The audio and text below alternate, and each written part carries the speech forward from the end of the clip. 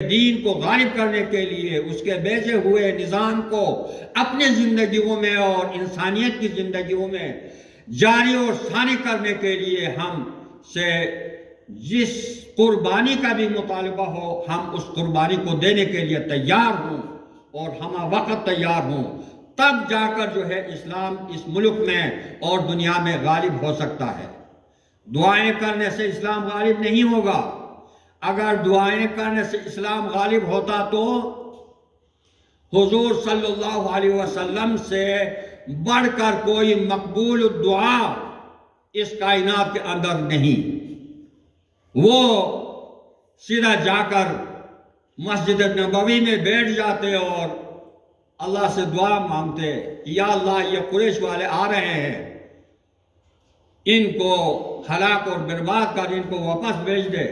نہیں، حضور صلی اللہ علیہ وسلم نے 313 اپنے جانثاروں کو لے کر میدان بدر کی طرف نکلے، اور وہاں لے جانے کے بعد پھر اللہ تبارک و تعالیٰ سے انہوں نے دعا مانگی کہ اگر تو نے میرا مقدر نہ بدلا، یہ در کس لیے ہے اور یہ گر کس لیے؟ اگر یہ دیوانے لوٹ جائیں، اگر یہ دیوانے 313 یوں ہی لوٹ جائیں،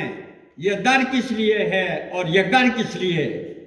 عربی کے ان کے الفاظ کا کسی شاعر نے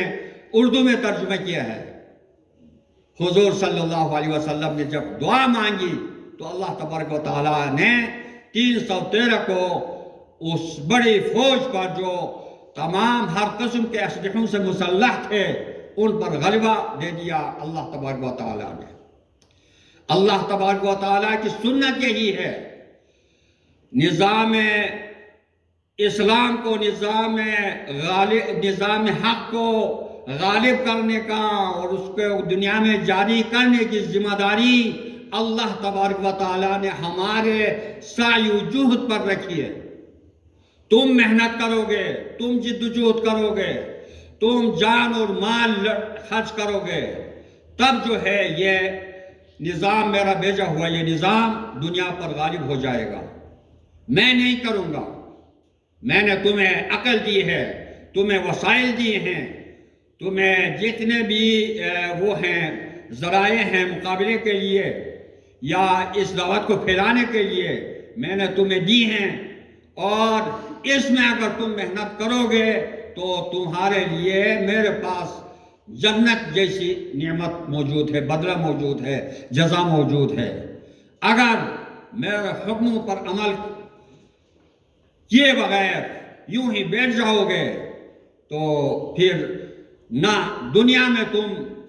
کوئی باعزت زندگی گزارو گے اور آخرت میں ذلت کی زندگی تمہارے مقدر ہوگی۔ اگر تم وسائل رکھتے ہوئے بھی جو ہے راہ خدا میں جہاد کرنے سے، مظلوموں کو ظلم کے شکنجے سے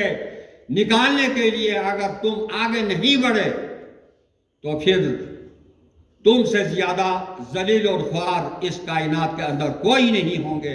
اور وہی